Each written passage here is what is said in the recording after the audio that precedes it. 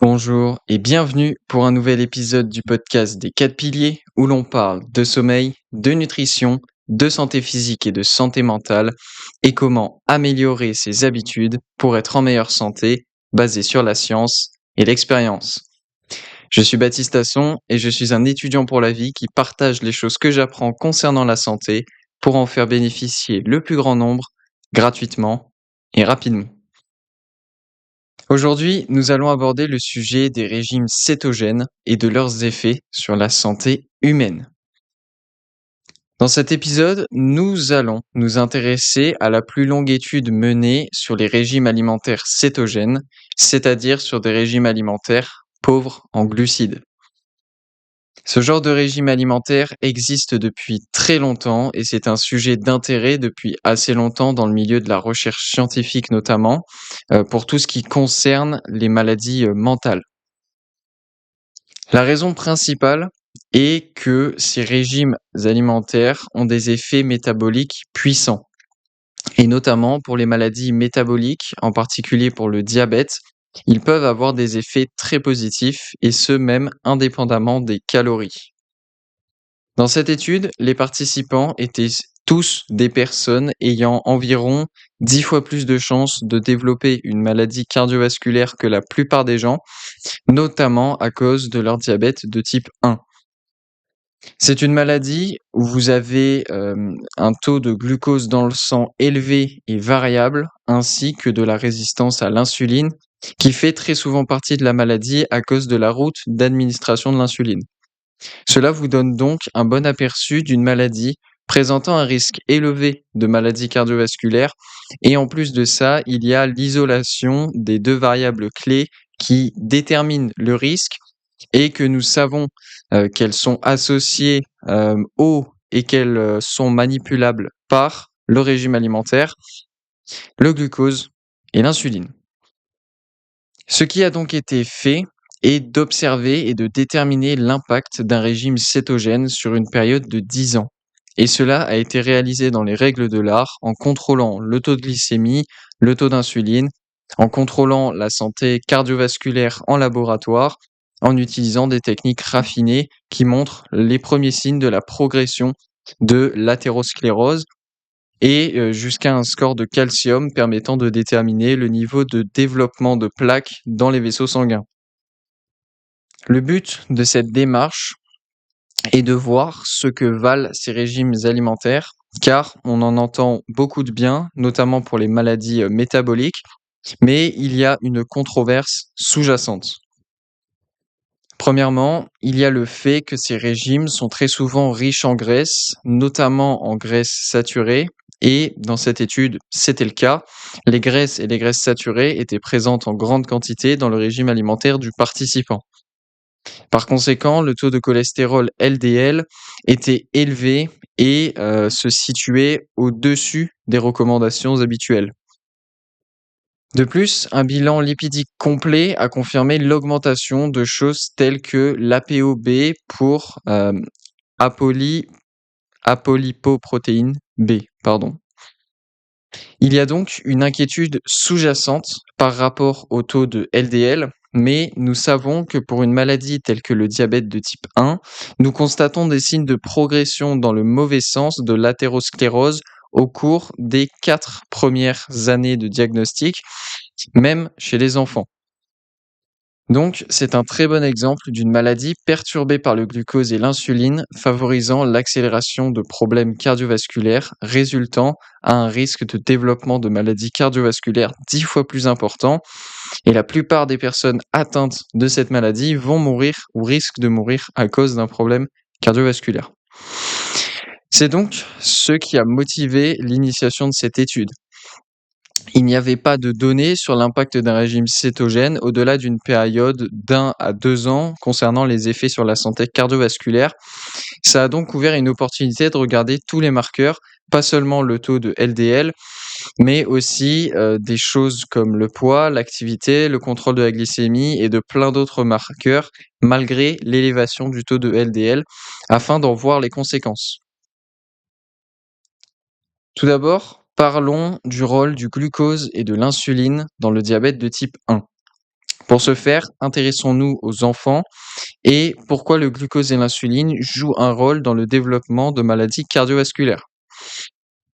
Beaucoup de personnes souffrant de diabète de type 1, c'est-à-dire la maladie qui a été étudiée dans ce cas, où le risque de développement de maladies cardiovasculaires est bien plus élevé, pour ces personnes-là, il y a une attaque auto-immune dans le corps qui implique la perte de cellules bêta qui sont impliquées dans la production d'insuline. En l'absence de ces cellules bêta permettant de contrôler le taux de glucose dans le sang, les patients atteints vivent souvent avec des taux élevés et variables de glucose dans le sang. Un taux de glucose dans le sang élevé et variable est ce qui est associé avec presque toutes les conséquences liées avec les maladies cardiovasculaires. Et presque tous les risques encourus par les personnes atteintes du diabète de type 1 sont associés au glucose. Cependant, un des plus larges essais cliniques sur le diabète de type 1 fondé par les Instituts nationaux de la santé aux États-Unis concernant près de 100 000 patients sur 30 ans a démontré l'effet causal du glucose sur cette maladie. Ce qui a été fait a été de scinder les participants en 2 groupes, l'un auquel on administrait plus d'insuline pour gérer le taux de glucose et l'autre restait avec des taux d'insuline plus faibles.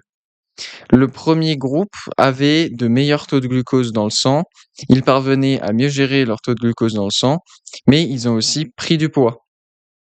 Et sur ces 30 années, ce qui a été prouvé est que des améliorations dans la gestion du taux de glycémie permettant d'expliquer les bénéfices constatés sur la santé cardiovasculaire du groupe avec plus d'insuline démontrant ainsi la relation causale entre le contrôle du taux de glycémie et les maladies cardiovasculaires pour le diabète de type 1. Et nous savons que si vous vous intéressez à n'importe quelle maladie comme le diabète de type 1 pour laquelle il y a de l'hypoglycémie, les résultats et les problèmes sont quasiment identiques. Pour le diabète de type 2, le risque de développer une maladie cardiovasculaire est entre 6 et 14 fois plus grand comparé à quand vous n'êtes pas atteint de cette maladie. Des complications micro- et macrovasculaires sont aussi constatées. Les complications sont très similaires et il y a de l'hypoglycémie dans les 2 cas, donc des taux de glucose élevés et variables et de la résistance à l'insuline. Ce qui met ainsi en lumière donc le rôle des 2 variables clés que sont le glucose et l'insuline. Mais ce que les recherches montrent est que le taux de glycémie est le principal facteur ou au moins un facteur principal de risque de maladie cardiovasculaire.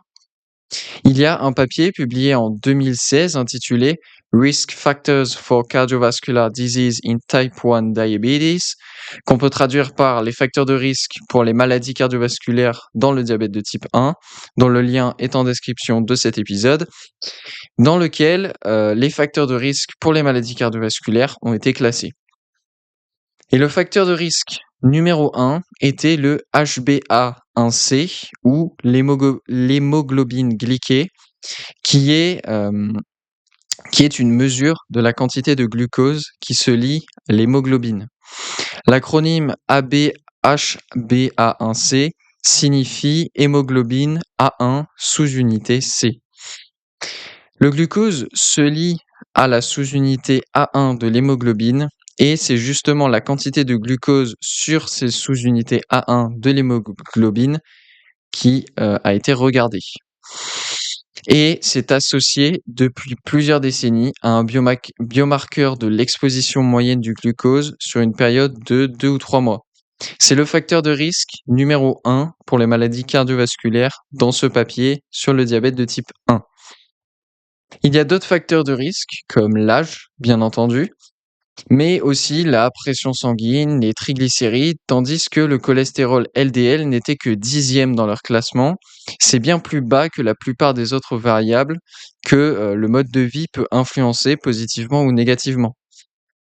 Les chercheurs de l'étude principale de cet épisode étaient donc très intéressés car il y avait des preuves émergeant de toutes parts que les régimes cétogènes pouvaient avoir un rôle majeur dans le contrôle de ce facteur de risque numéro 1 pour les maladies cardiovasculaires et pour le diabète.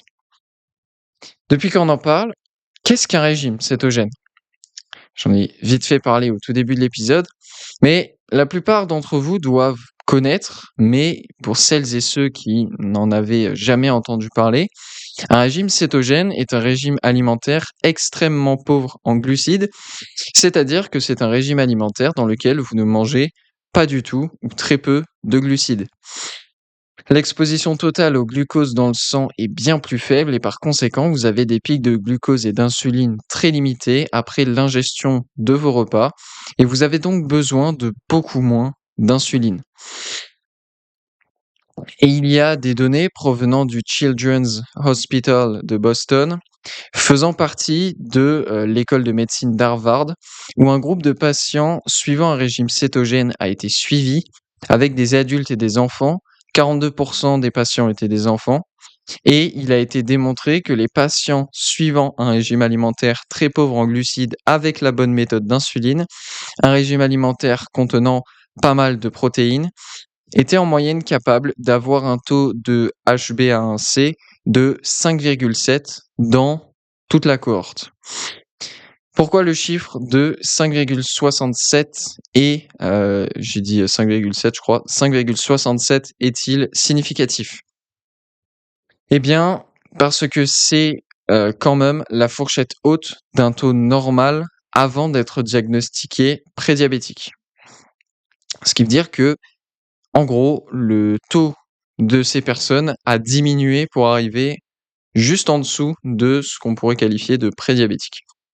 Dans le contexte du diabète de type 1, le taux, moyen de, HbA1c, il est supérieur à la valeur de 5,67 de 8. Donc c'est bien plus haut avec un taux moyen de glucose dans le sang supérieur à 180 mg par décilitre avec une déviation standard supérieure à 60 mg par décilitre.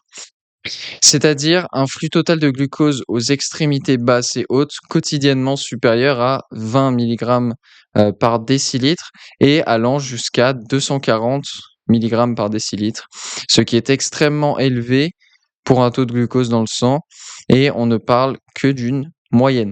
Alors j'ai dit 20, c'est peut-être 120 plutôt. 20, ça me paraît pas beaucoup.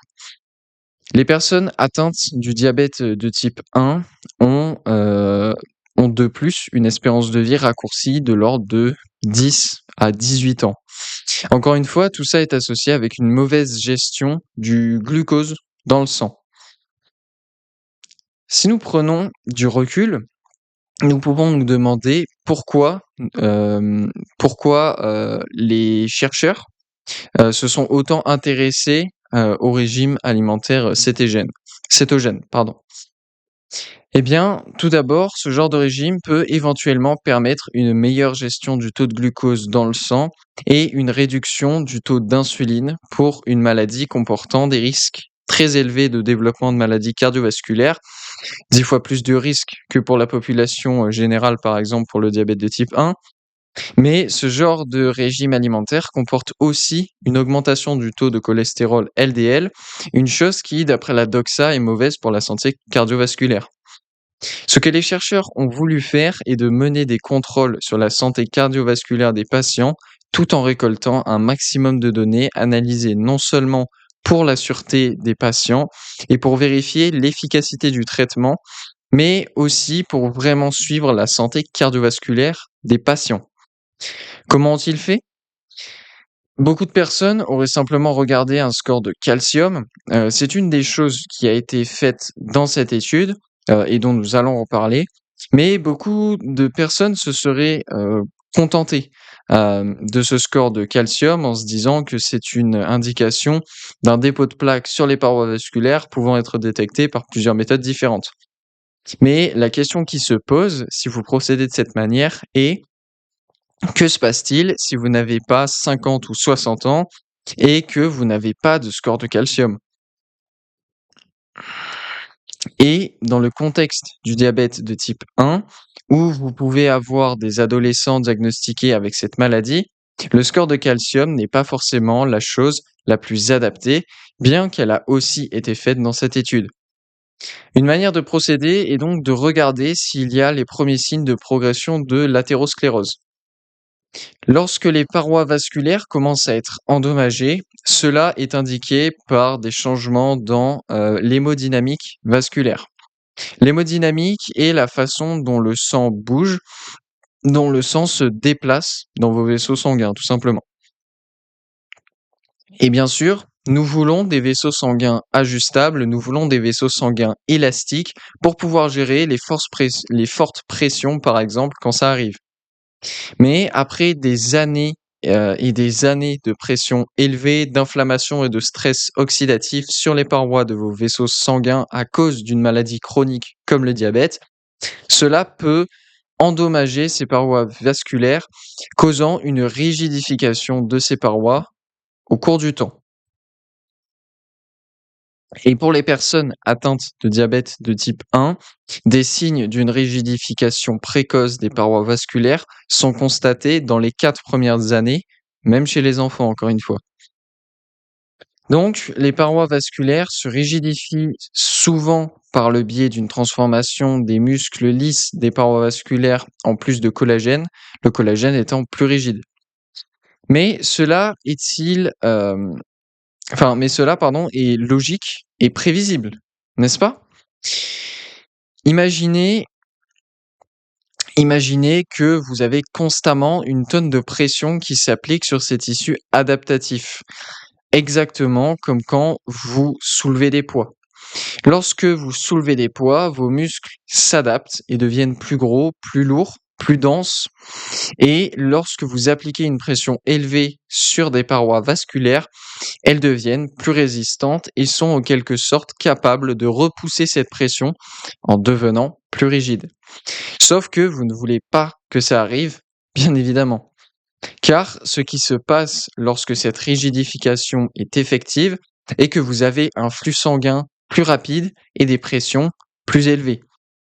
Imaginez que vous prenez un tuyau d'eau dans une main et que vous le pincez, le rendant localement plus rigide en diminuant son volume et en augmentant ainsi la pression car l'eau coule toujours avec le même débit. Que se passe-t-il? Eh bien, l'eau coule plus vite en sortie du tuyau. Et c'est ce qui se produit dans les vaisseaux sanguins lorsque vous développez les premiers signes de changement vasculaire dus à l'athérosclérose. Ce que les chercheurs souhaitent faire par conséquent, ce qu'ils souhaitaient faire, pardon, par conséquent, était de regarder les marqueurs avancés de la progression vasculaire à travers des mesures de la rigidification des parois vasculaires, en regardant comment le sang est expulsé du cœur et qui, donc à cause de la rigidification des parois, peut rebondir et revenir en arrière, ainsi que d'autres choses comme la taille des vaisseaux sanguins et leur réactivité à des flux sanguins importants, du pur stress. Et tout ça constitue une mesure d'à quel point non seulement les vaisseaux sanguins sont sains, mais aussi d'à quel point le cœur est en bonne santé.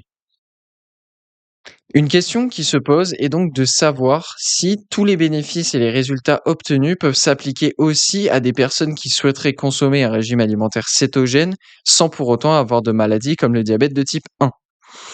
La réponse est que oui, les résultats s'appliquent non seulement aux personnes atteintes de diabète de type 1, ou d'autres types de diabète, mais aussi au-delà, tout simplement car les mesures qui ont été réalisées n'étaient pas spécifiques pour le diabète, mais elles étaient compatibles avec les maladies cardiovasculaires en général et donc pour la population en général. Donc, si on constate des changements dans ces mesures cardiovasculaires, on pourrait s'attendre à ce qu'elles soient associées à une morbidité cardiovasculaire à long terme. C'est ce que nous savons déjà et ces mesures sont attribuées à des changements pathologiques que nous savons menant à de futures maladies athéroscléreuses. Ce dont les chercheurs étaient intéressés était d'examiner, d'étudier une maladie pour laquelle les risques étaient bien plus élevés et dont les problèmes se produisent plutôt avec un patient qui respectait un régime alimentaire cétogène tout en contrôlant sa masse corporelle sur 10 ans. La différence entre cette étude et les autres est que les chercheurs ont pu avoir les dossiers médicaux, des registres alimentaires, des prises de sang, un dépistage cardiovasculaire avancé et des systèmes de mesure en continu du glucose chez un patient qui avait une élévation confirmée de cétone en suivant un régime alimentaire cétogène sur une période de 10 ans. Ce patient a montré une augmentation précoce de LDL cholestérol, mais aussi un contrôle du HbA1c à une moyenne de 5,5% sur 10 ans. Il a donc été en mesure d'accomplir quelque chose que seul 1% des patients atteints de diabète de type 1 sont capables de faire, c'est-à-dire avoir un taux de glycémie normal. Néanmoins, quels sont vos risques cardiovasculaires? Car malgré le bon taux de glycémie, le cholestérol est élevé, donc n'est-ce pas un problème? Ce qui a été trouvé dans cette étude, hem, avec ce cas donc du diabète de type 1 est que le régime alimentaire cétogène, non seulement il en résultait de meilleures mesures vasculaires et cardiovasculaires, les premiers signes de progression de l'athérosclérose étaient également meilleurs. Et non seulement la santé cardiovasculaire de cette personne suivant un régime alimentaire cétogène et ayant un diabète de type 1 était meilleure que celle des personnes de son âge et du même sexe ayant aussi un diabète de type 1, mais elle était aussi meilleure que celle de personnes ne mangeant pas un régime alimentaire cétogène, du même âge et du même sexe, et n'ayant pas de diabète de type 1. Et c'est un point très important car une grande partie de l'inquiétude autour d'un régime alimentaire cétogène est concentrée sur cette idée qu'il y a des taux de cholestérol LDL élevés, ce qui est communément associé avec la progression de l'athérosclérose et qui par conséquent va soi-disant causer des problèmes cardiovasculaires. Mais quand on regarde, c'est là que l'on peut savoir si oui ou non cela entraîne réellement des problèmes cardiovasculaires. Et l'étude qui nous intéresse est justement un élément de réponse car on a la mesure de l'impact d'un régime alimentaire cétogène sur la santé cardiovasculaire d'un individu sur une période de 10 ans. Avant de participer à l'étude, le patient suivait le régime alimentaire recommandé par l'Association américaine du diabète avant de transitionner vers un régime cétogène pour faire l'étude donc sur 10 ans. Et non seulement ce patient a obtenu des résultats remarquables sur les mesures de maladies cardiovasculaires, mais il avait aussi un score de calcium de 0. Les chercheurs ont tout de même mesuré le score de calcium, même si à la base, ils ne comptaient pas le faire car ils savaient que ça prend beaucoup de temps à se développer. C'est une mesure plus avancée de la progression de maladies cardiovasculaires quand vous avez déjà le potentiel d'avoir des plaques. Ce que les chercheurs voulaient analyser était de voir s'il y avait des perturbations du fonctionnement des parois vasculaires en morphologie qu'ils savaient pouvant causer un risque de dépôt de la plaque dans le futur. Car si vous avez des vaisseaux sanguins rigides qui ne sont pas réactifs à de fortes pressions et qui ne peuvent produire les taux adéquats d'acide nitrique, eh bien, cela va engendrer de l'inflammation des parois vasculaires et le dépôt de plaques pour les protéger. Car à la base, ce mécanisme de dépôt de plaques est un mécanisme de protection des vaisseaux sanguins, mais quand l'inflammation et la pression élevée sont récurrentes, c'est là qu'il y a un gros dépôt qui amène donc à des maladies cardiovasculaires. Et c'est pourquoi cette étude et ce cas sont importants car tout était hypothétique avant la réalisation de cette étude.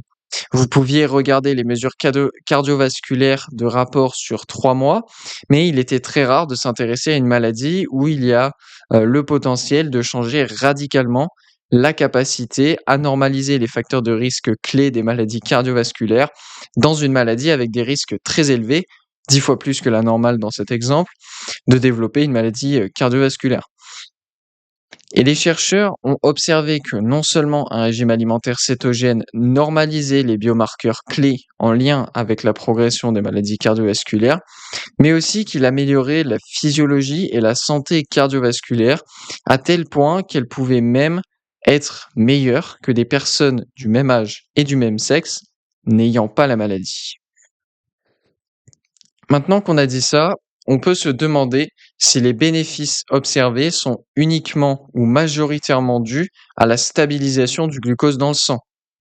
Car on sait que des choses comme le NLRP3 inflammasones, NLRP3 inflammasones, sont supprimés lorsqu'on suit un régime alimentaire cétogène ou que la présence de l'acide bêta-hydroxybutyrique peuvent avoir un impact direct sur les vaisseaux sanguins. En effet, le NLRP3 est associé avec la progression de maladies cardiovasculaires, en particulier lorsque vous êtes atteint du diabète de type 2, même du diabète en général. C'est aussi associé avec des niveaux de stress oxydatif élevés. Et pourquoi ça? Eh bien, nous avons parlé du glucose et c'est important car nous savons que des niveaux élevés et variables de glucose dans le sang induisent directement des mécanismes spécifiques qui conduisent au stress oxydatif et à l'inflammation. Grâce à des essais cliniques sur des milliers de patients pour lesquels on leur fournit toujours plus d'insuline, ce qui peut les amener à de plus fortes résistances à l'insuline, nous constatons que les patients de ce groupe prenaient plus de poids, mais ils avaient un meilleur contrôle de leur taux de glycémie sur 30 ans et par conséquent moins de risques de développer une maladie cardiovasculaire, bien moins d'insuline pour les maladies microvasculaires, c'est-à-dire des maladies endommageant les yeux, les reins et en particulier les nerfs. Par conséquent, nous savons que le glucose endommage directement les tissus et en particulier lorsque le glucose est présent en quantité élevée et variable. Car évidemment, le glucose est essentiel pour la vie, vous ne pouvez pas avoir zéro glucose dans votre organisme, car sinon, vous mourrez tout simplement. C'est essentiel pour la vie, mais il faut qu'il soit présent dans la bonne quantité, car des taux élevés et variables de glucose conduisent au déclenchement de mécanismes inflammatoires. Et dans le contexte du diabète de type 1, nous constatons très rapidement des signes de cette inflammation, même chez les enfants. De surcroît, des taux de glucose élevés et variables perturbent le fonctionnement cérébral. Chez les enfants atteints de diabète de type 1, nous voyons les premiers signes de changement neuroanatomique dans les 4 premières années après le développement de la maladie. Les changements se produisent à un niveau structurel dans le cerveau, ce qui est assez inquiétant. Cela implique qu'en général, une personne atteinte du diabète de type 1 a un QI plus faible que la moyenne, même si le test de QI, on en pense ce qu'on veut. Toutefois, même des améliorations marginales en utilisant des choses comme des injections automatiques d'insuline menant à une amélioration de 0,4% de HbA1c seulement et ayant des taux toujours très hauts, même cette toute petite amélioration permet d'observer des améliorations, des progrès dans la structure neuroanatomique. Il est donc presque indéniable que le glucose a un effet direct et un impact direct sur la progression des maladies cardiovasculaires. Et pour le diabète, c'est sans aucun doute le facteur de risque numéro 1.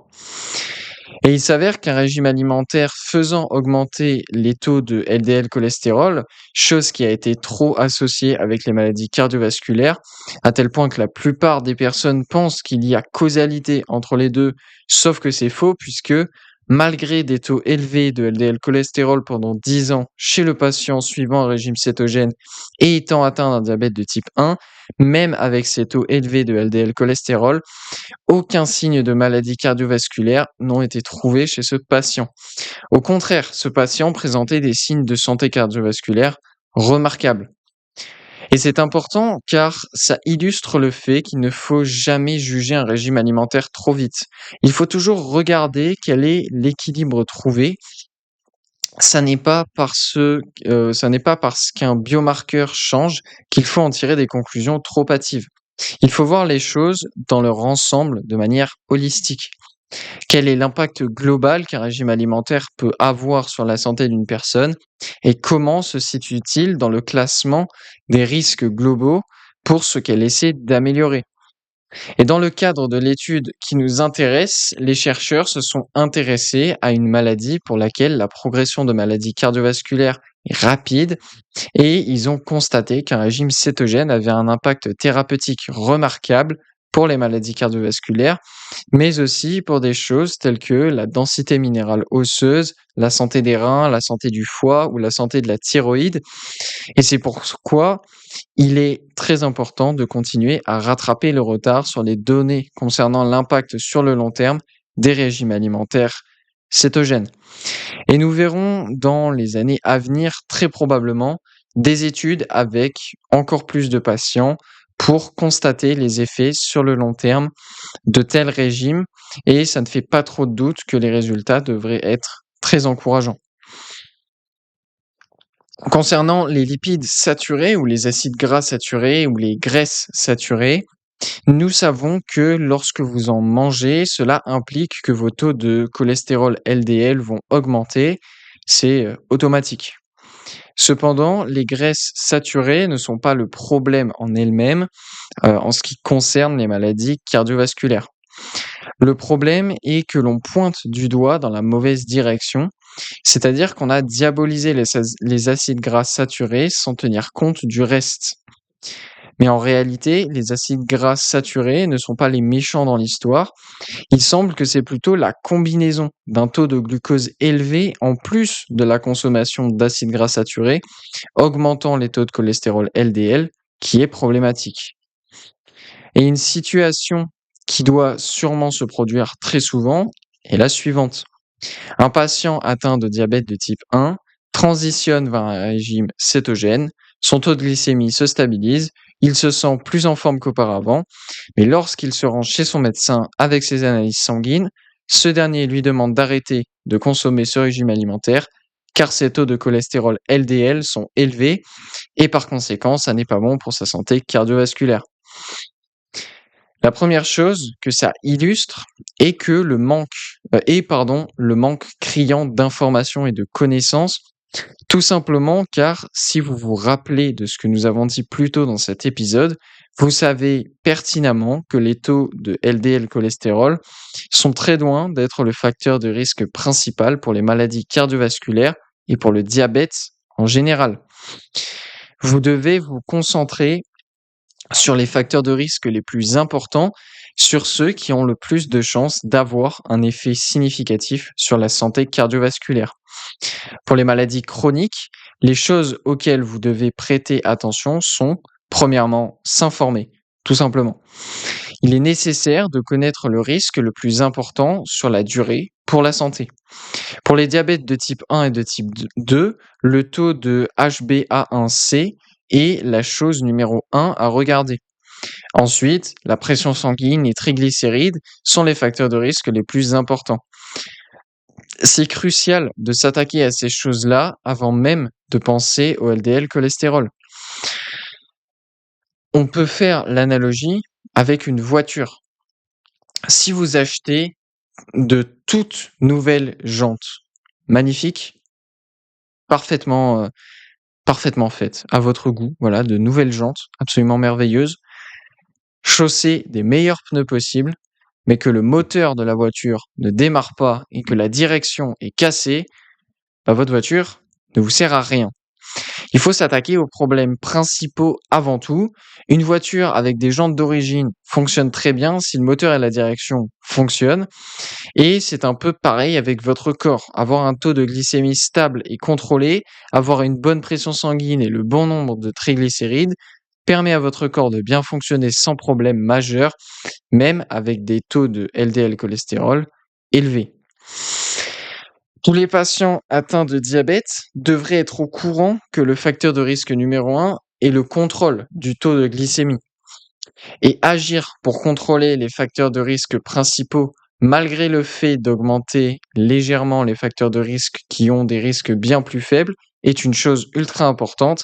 C'est un équilibre avec lequel chacun joue, qu'il soit malade ou non. À chaque fois que vous faites un choix, vous savez très bien qu'il y a des bénéfices et des risques qui lui sont associés. Votre but en général est de réussir à avoir le côté positif qui l'emporte sur le côté négatif, mais ça veut dire qu'il y aura toujours du négatif. C'est toujours une histoire d'ambivalence. S'il y a du positif, il y a du négatif. Il n'y a jamais de choix parfait sans compromis. Et cela s'applique également pour les interventions médicales contre les maladies. Maintenant, je ne critique pas directement tous les professionnels de santé car le problème est plus profond que ça. C'est que les professionnels de santé eux-mêmes sont mal informés, voire non instruits dans leur cursus à ces problématiques, ce qui peut s'avérer très dangereux, car pour n'importe quelle maladie, vous voulez traiter les facteurs de risque principaux en premier, mais encore faut-il les connaître. C'est donc grâce à des études comme celles dont nous avons parlé aujourd'hui que les choses commencent à changer et à se diriger dans la bonne direction. Et une des choses dont on a brièvement parlé plus tôt et qui est fondamentale est que de la manière, pardon, dont vous vous sentez, ce que vous ressentez compte énormément. Si on exclut les choses comme la drogue pour vous faire vous sentir bien, en général, votre corps va vous dire si ce que vous faites lui plaît ou non et, pardon, ce n'est pas parce que d'autres personnes se sentent super bien en ayant changé ci ou ça dans leur mode de vie que, ça vous fera les mêmes effets. Tout est toujours une question de test et d'écoute de son corps et de la réaction de son corps. Votre corps est, votre corps est une machine merveilleuse qui va vous donner son avis. Si nous reprenons notre exemple d'un malade atteint du diabète de type 1, s'il n'est pas en homéostasie glycémique, il ne se sentira pas bien. Et ça va même plus loin car l'hypoglycémie et l'hyperglycémie sont non seulement associées avec des symptômes physiques, mais aussi avec des symptômes mentaux. Et même, elles sont associées avec des symptômes de maladies mentales et des troubles de la santé mentale, en particulier l'anxiété et la dépression. L'anxiété et la dépression sont 5 à 10 fois plus susceptibles d'être diagnostiquées en moyenne chez une personne venant d'être diagnostiquée avec un diabète de type 1. Cela explique la fatigue physique et ou mentale qui peut être vécue sur le court terme par les patients. Car encore une fois, des taux de glucose dans le sang élevés ou au contraire faibles dégradent les performances physiques et mentales. Les recommandations pour le taux de glycémie se situent entre 70 et 180 mg par décilitre pour les personnes atteintes de diabète de type 1 et ça n'est pas une fourchette de ce qui est optimal, c'est juste pour éviter l'hypoglycémie en général. Tout simplement car des études ont montré qu'un taux de glycémie de 160 mg par décilitre était suffisant pour altérer la clairance du lactate, sachant que bon nombre de personnes vivent avec un taux de glycémie supérieur à ces 160 mg par décilitre. Par conséquent, les athlètes souffrant de diabète de type 1 et ayant donc du mal à gérer leur taux de glycémie sont désavantagés car leurs performances peuvent sérieusement être dégradées. Quand je parle d'athlètes, je parle simplement de personnes pratiquant une activité physique régulière et organisée, comme vous le faites probablement chaque semaine. Et c'est assez bien documenté dans la littérature, des taux de glucose élevés changent le fonctionnement métabolique, non seulement au repos, mais aussi pendant l'exercice physique. Et nous savons, grâce à des méta-analyses, que des taux de glucose faibles dégradent les performances, en particulier les performances cognitives. Il ne fait donc aucun doute que des taux de glucose instables dégradent tous les types de performances. Les patients doivent par conséquent être mis au courant des options qu'ils ont à leur disposition. Et de plus en plus, les patients commencent à adopter des changements, notamment de régime alimentaire, pour combattre leur maladie, malgré les doutes infondés sur ces régimes-là. C'est pourquoi les professionnels de santé ont besoin d'être informés à ces sujets pour pouvoir accompagner du mieux possible leurs patients. C'est pourquoi des chercheurs se sont associés avec des médecins et d'autres professionnels de santé aux États-Unis notamment pour mettre en place des directives pour que les patients puissent utiliser la réduction de glucides dans leur régime alimentaire sans prendre de risques pour le diabète de type 1.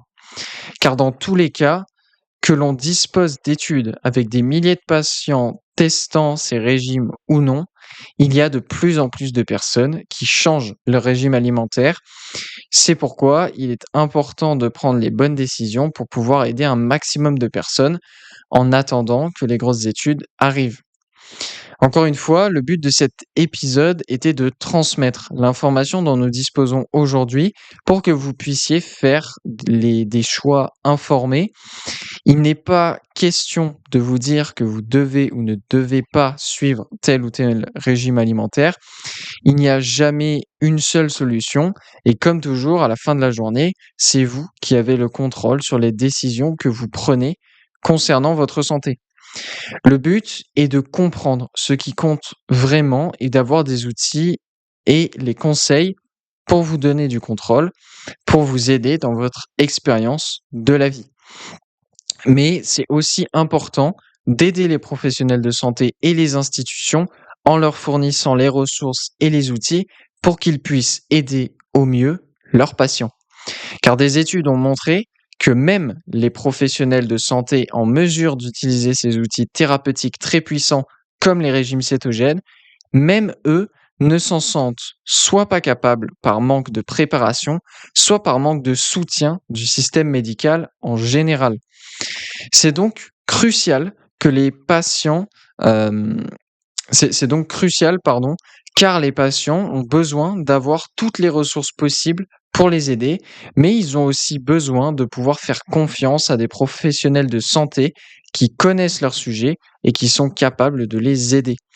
Aucun professionnel de santé ne se lève le matin en ayant la volonté de faire du mal à leurs patients. Ils n'ont pas fait autant d'études pour faire du mal, ils ont fait autant d'études pour pouvoir aider leurs patients le mieux possible. C'est pourquoi il est important de leur donner les bonnes ressources et les ressources nécessaires à l'accomplissement de leurs devoirs. Merci pour votre écoute. J'en ai terminé pour cet épisode. Voilà, nous avons donc parlé en détail des régimes cétogènes. C'était une discussion, je trouve, intéressante. Si vous l'avez trouvée intéressante également, eh bien, n'hésitez pas à vous abonner, n'hésitez pas à partager ce podcast, à mettre 5 étoiles si vous êtes sur les plateformes d'écoute et évidemment, voilà, à le partager à vos proches et autour de vous pour qu'il puisse, eh bien, être transmis au maximum de personnes possible. Je vous remercie pour votre écoute. On se retrouve eh bien, jeudi et samedi à 18h pour 2 nouveaux formats courts et on se retrouve mardi prochain pour un nouvel épisode du podcast des 4 piliers. Et sur ce, comme toujours, je vous souhaite une excellente journée.